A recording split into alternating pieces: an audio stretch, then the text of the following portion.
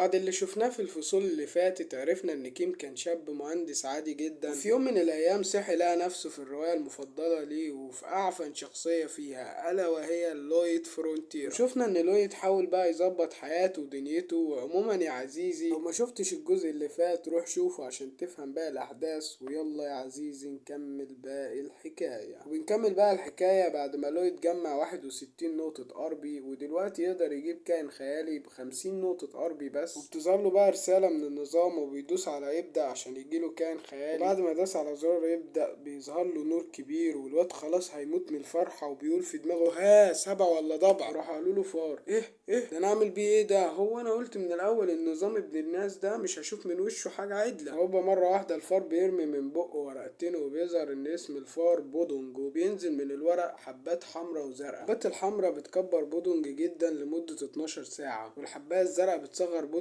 يعني الزرقاء دي موجودة عشان لو عايز يصغر بودونج قبل ما ال 12 ساعة تخلص. فلويد بيقول ده لو بقى بحجم انسان هيبقى مفيد وكويس، يعني هيقضي الغرض. فبيجرب يديله الحباية الحمراء عشان يشوف هيكبر ولا هيبقى قد ايه يعني. فهوبا بيكبر جدا لدرجة ان طوله بيعدي ال10 امتار. وبتكون قدرة بودونج الحفر وحرث الارض والترجيع. كانت القرف والله. ترجيع ايه يا عم؟ مال دبده وكده. مشكلة الآلات اتحلت عند لويد. فلويد بيقول انا ما ينفعش امشي ببودونج كده، الناس هتشك فيا. انا همشي بكتاب سحر معايا واعمل نفسي ساحر واحفظ لي كلمتين سحر كده اضحك بيهم على الناس كده، الناس ان شاء الله مش هيشكوا فيا. يخرب بيت جمدان مخ، انا يوم ما بفكر ببقى دماغي في حتة تانية. ده انت يا عزيزي لما تحل مسألة فيزياء وتلاقي الإجابة في الاختيارات، بص دماغك بتروح في حتة تانية بقى وبتعمل فرح والليلة. بعد كده بقى لويد بيصحى الصبح وبيجمع 30 فرد من جيش ابوه. ما شاء الله بيكون باين عليهم الدلع بسبب الملك بارون الهفا. لويد عشان يوريهم ان هو تعب ويشجعهم قال لهم بصوا انا حفرت قد ايه،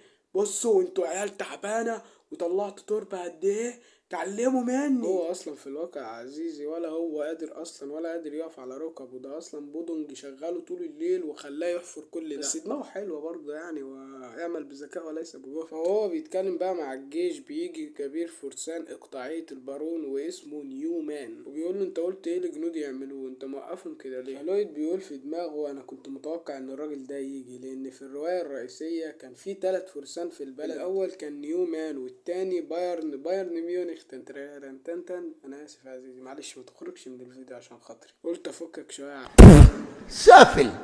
عزيزي. وبايرن ده هنعرفه قدام شوية في القصة. وتالت فارس بطل القصة خافير البطل التنين. وخافير وبايرن الاتنين دول كانوا مخلصين جدا للبارون لغاية لما كل حاجة راحت بسبب الخاين نيومان اللي باع معلومات للمحتلين، وعشان كده البارون كان عليه فلوس كتيرة. بنرجع بقى للحكاية ولويد بيرد عليه وبيقول له انت شايف يعني بنعمل ايه؟ يعني انت ما عندكش عين ولا ايه؟ فبيرد عليه وبيقول له انا مش قابل اللي انت بتعمله ده بصفتي قائد الفرسان. فلويد بيقول له انا اخدت اذن من البارون. فبيقعد لويد يستفز نيومان لغاية لما لويد بيمسك الجاروف وبيحدف رمل على نيومان. فنيومان بيقول له انت تجرؤ انك تهين سمعة قائد الفرسان يا ابن التيت؟ فلويد بيقول له قاتلني تعالى لي جولة يلا. فنيومان بيقول له انت هتندم على اللي انت عملته. وبعد كل اللي حصل ده بيظبطوا ميعاد عشان يتقاتلوا فيه، واللي بيكون بعد شهر من دلوقتي. فبيقول خفير للويد وانت فاكر انك ممكن تكسب في الجولة دي؟ لويد بيرد بكل صراحة ما شاء الله عليه وبيقول له انت عبيط يا عم ولا ايه؟ ده انا مش هعرف المسه حتى، بس انا عندي فكرة ممكن تعلمني المبارزة بالسيف يا عم خفير. خفير بيقول له بكل صراحة لا في وشه، بيداله في وشه كده. لويد بيقول له ليه بس يا عمو كده؟ هخسر المباراة. خفير بيقول له ماليش دعوة، انا كده كده اصلا ماليش دعوة بالشغل ده، انا شغل ان انا احميك وبس. لويد بيقول له كده يعني طيب ايه رأيك تعلمني القتال وفي المقابل اعالجك من الارق اللي عندك ده؟ خفير بيستغرب كده وبيقول في نفسه ايه ده، هو عارف ازاي ان انا عندي ارق؟ فلويد بيقول في نفسه انا عرفت من الرواية وكمان عارف العلاج من الرواية، لانه في الرواية الحقيقية ترتيب الفرسان بيتقسم لاربع مستويات.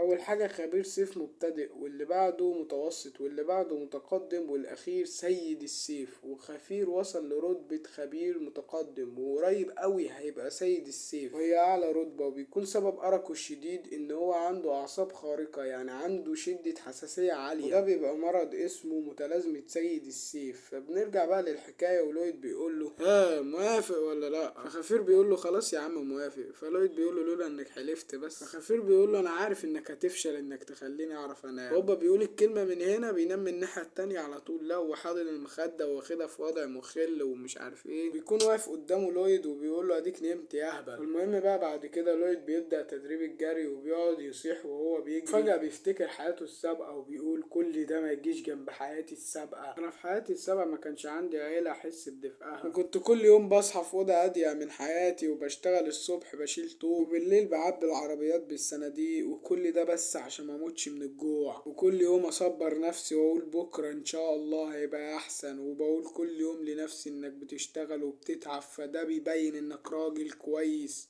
وقد المسؤولية. فأنا مستحيل استسلم في الحياة الجديدة دي، ومش شوية تمارين اللي هتخليني استسلم. وبيقعد يتمرن طول اليوم. خفير بيقول في نفسه مادام انت خدت الموضوع بجد فانا هاخد الموضوع بجد، هعلمك اساسيات المبارزة في السيف، وهخليك من اجمد الناس اللي بتعرف تستعمل السيف.